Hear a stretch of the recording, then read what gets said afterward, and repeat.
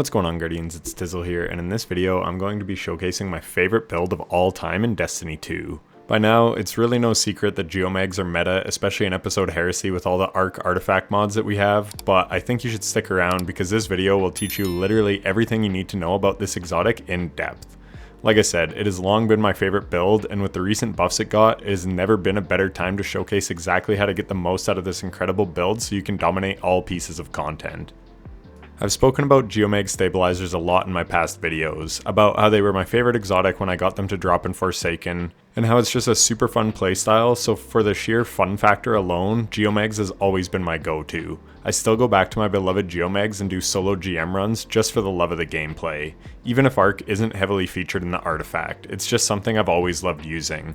But now, this build is actually a meta pick. So if you roll up with this build, no one's going to be looking at you like a contrarian trying to be different and running something that is fun and off meta.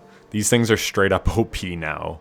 I will also give some history on the exotic because this is as much a loving homage to my favorite exotic as it is a build video.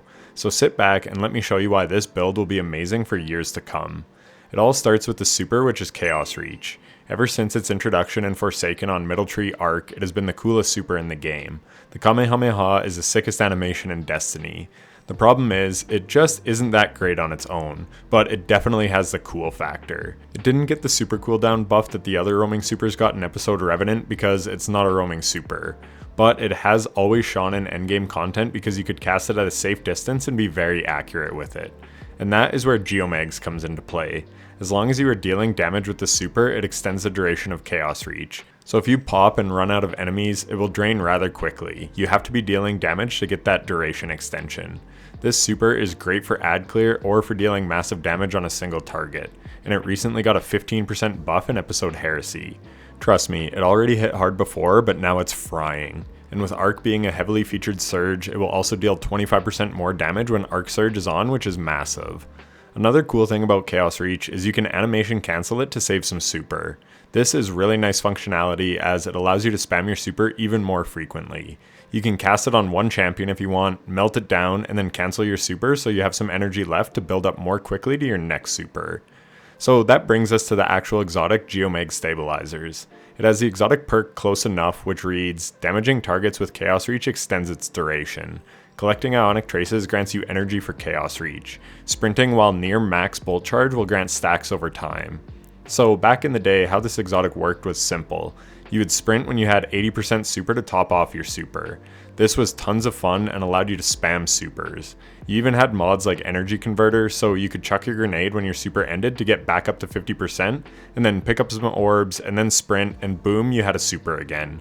It was incredibly powerful, especially back when the sandbox was way less ability based. But this was a problem for two reasons. Teams would use it in trials to top off super to win rounds, so the meta was to run 100 intellect and play very passively just to be the first to get your super. Then you would pop and win a round. Hopefully make orbs for your teammates who didn't have their super yet, and then they would pop theirs to win the next round. So on and so forth. I used this strat to go flawless back when Trials was a nightmare of cheaters and had basically zero rewards. You did what you had to win. The other problem was that special finisher back in the day was tied to your super bar. If you did a special finisher, it would drain like 20% of your super or so people could abuse Geomags by doing a special finish, then sprinting to top it up, then doing another special finish, and rinse and repeat. Bungie didn't like either of those things, so they slapped it with a nerf, and for years, they just left it. So its only benefit for a long time was just making your super last longer. I recently spoke in a video about Stormdancer's Brace never being worth running because it had no neutral game enhancement. Any exotic that only buffs a super is simply not good enough anymore. Look at Celestial Nighthawk. It got reworked to refund super and get you bonus super for headshots. This made it more viable. Shards of Galanor, same thing, it got a neutral gameplay enhancement. I could go on, but I won't. The point is to say, this was the lowest point in the lifespan of my beloved Geomags. As much as I loved them, they were not really worth running. And then Bungie did something amazing. They made it so that you would get bonus super energy from Ionic Traces. Ionic Traces used to be specific to Middle Tree Arc, and then with the 3.0 rework, all Arc classes could use them, and they're extremely powerful as well as plentiful. I will teach you later how to make a ton of Ionic Traces to abuse this new functionality, but for now, just know that the rework was to get them to reward super energy more often, not just buff your Chaos Reach damage. So then Geomags were back on the menu and I used them to great effect in Grandmasters. They were honestly in a pretty strong spot. I was spamming supers because I understood the build very in depth and what you had to do to get a ton of supers. And then with Heresy, I read a patch note that I thought was too good to be true. I honestly thought it might have been a typo. They said they were buffing the super return from Ionic Traces from 2% to 7%. I was like, wait, so collecting 14 traces will give you 98% of your super? I know 14 sounds like a lot, but you have to understand, you can make a shit ton of these. I made a series on my channel a year ago called Subclass School, and one series was on the verbs of all the classes. And what I found so unique about Ionic Traces was that they have no cooldown. The subclass elemental pickups on every other element do have a cooldown, and Ionic Traces are really good as they give you tons of ability energy. And Bungie, if you see this, don't change it. What makes Arc such a fun subclass is the insane ability spam thanks to how many traces you can produce. It's a super high octane run and gun playstyle, which is another reason that I love this build. So yeah, they buffed the trace super return by 250% and they buffed the damage by 15%, and it was already hitting pretty hard. So I knew right then and there that these were going to be insane. And then they announced one more change, and that will allow us to finally get into the build. They introduced a new aspect called Ionic Sentry. Basically, you charge a blinding turret by getting kills much like Gunpowder Gamble. You get 1 charge for an arc or kinetic weapon kill, and 2 charges for an arc ability kill. This new turret is super easy to get charged up, and then you can throw it out and it blinds targets. It also deals lightning chain damage, so it's good for AoE, and each time it hits a target, it grants bolt charge. So after my subclass school series, I made a tier list of all the fragments and verbs and such. I said blind was S tier, and it is. It is truly one of the strongest verbs in the game. The problem has always been actually applying it. There just aren't many ways in the game to apply blind. Well, this aspect right here is by far the easiest way to spread blind in the game. I used Queenbreaker long before it was meta to solo the Lake of Shadows GM because I was having trouble on the Tormentor, and it made that tight room a joke. Like I said, it's incredibly powerful. So again, on my old iterations of my Geomag builds, I would run Arc Souls. Sure, they were nice, but they require you to play relatively close, and in a GM, that's not always viable. It can be quite dangerous to play really aggro, especially on Arc. But now, you don't need to run Arc Soul. You just throw on Ionic Sentry and go. Blind all the enemies, and then just take them down with ease. Another buff that this build recently got is Amplified now gives you 15% damage resistance and makes enemies less accurate when shooting at you. After playing with this build quite a bit the last couple weeks, I can say that this is super noticeable and it really helps with survivability in endgame. So back to the aspects, the next one we want to run is Electrostatic Mind, where killing enemies affected by arc debuffs makes an Ionic Trace. Now right now, blinded enemies who are blind from your sentry will not make traces. It's a true bummer, but Bungie has acknowledged this and said it will be fixed in the future. So this build will become even stronger. Hell, by the time you're watching this, it may be patched. But a lot of the footage you see doesn't even have that working, and you can still see how many supers I'm getting. So yeah, it's only going to get better. So with Electrostatic Mind, we want to spread Jolt and Blind as much as we can, as when we kill those enemies affected by an arc debuff, we're going to make Ionic Traces, which gives us tons of super and ability energy. Some amazing weapons for doing this are the VS Pyroelectric Propellant with Attrition Orbs and Jolting Feedback. This will jolt enemies and make orbs, so it's perfect. You could also run Vantage Point with Jolting Feedback, or Non-Denouement with Volt Shot is also great. Indebted Kindness is another good option with Volt Shot, and it's really good because we have Anti-Barrier Sidearm on the artifact. In the heavy slot, Queenbreaker will blind and Darcy will jolt, and these both got buffs in episode Heresy. Thunderlord is also a super generating machine, allowing you to get tons of super energy if you lay into a single target, and it has intrinsic overload. And all those exotic heavy weapons have anti-champion capabilities this season as well, so they pair amazingly with this build. Coldheart is an arc trace rifle that actually makes Ionic Traces, so that's an obvious pairing. And then another that saw a huge glow up is Delicate Tomb, which gets stronger as you pick up Ionic Traces, and it benefits from the artifact mod, Particle Reconstruction, as well as Unstoppable Fusion. So it too could be a great pick. However, as of the making of this video, it is not working with Unstoppable Fusion Rifle for some reason. Like, come on Bungie. Please, I'm so tired, guys. So tired. It's very deflating having to add all these asterisks to every video, but honestly, pretty much any strong arc weapon will be awesome here. I also didn't mention it, but Chaos Reach on its initial cast applies Jolt, which can stun Overload champions, which is super helpful.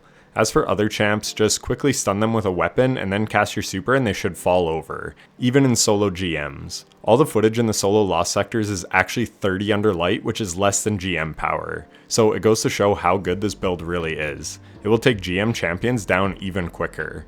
So onto Fragments, sadly you can only run 4 and we have a lot of options to go with.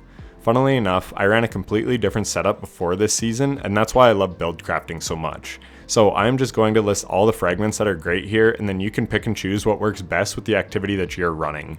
I really like Spark of Shock for allowing your grenade to apply Jolt. This will trigger lots of ionic traces, and I like to pair it with pulse grenades because they hit quite hard. But if you wanted something with more utility, you could run flashbang grenades to apply more blind. And then Spark of Magnitude with pulse grenades will make the grenade pulse a couple more times, making it even better.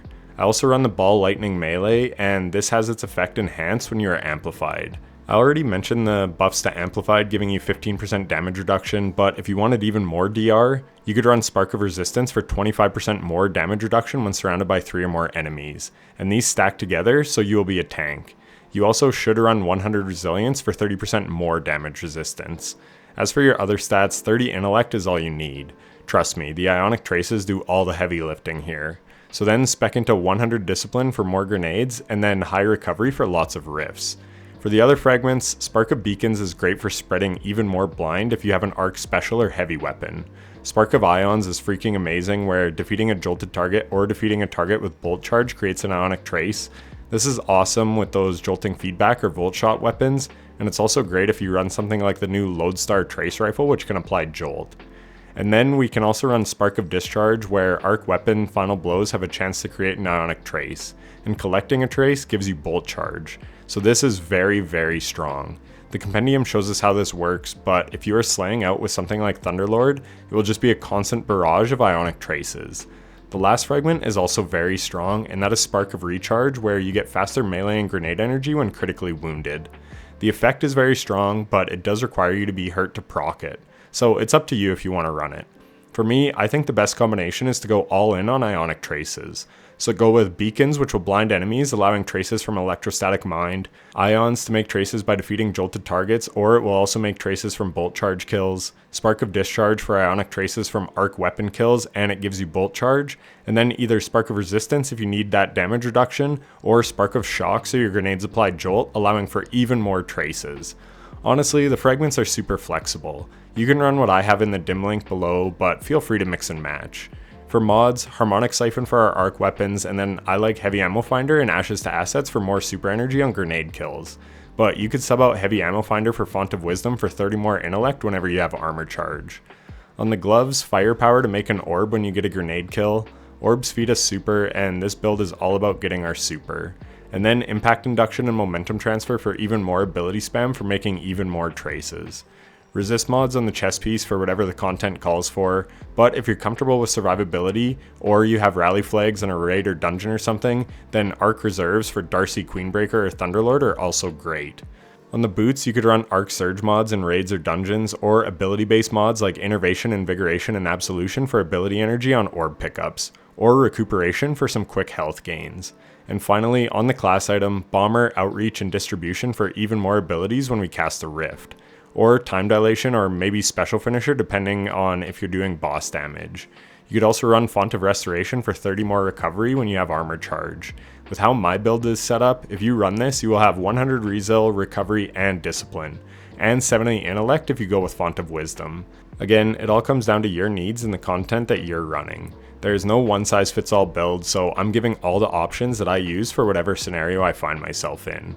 So we've talked about abilities, aspects, fragments, mods, weapons, and stats. So if you're watching this video in Frontiers or beyond, then you can peace out here. You have an evergreen build that will be great in all content for years to come. But seeing as most of my videos fall off after like a day, you're probably watching this in episode Heresy, so let's talk artifact mods.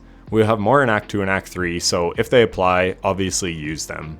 But for Act 1, Particle Reconstruction if you have a fusion rifle or linear fusion rifle, and if not, go with Heavy Ordnance Regeneration if you have Thunderlord.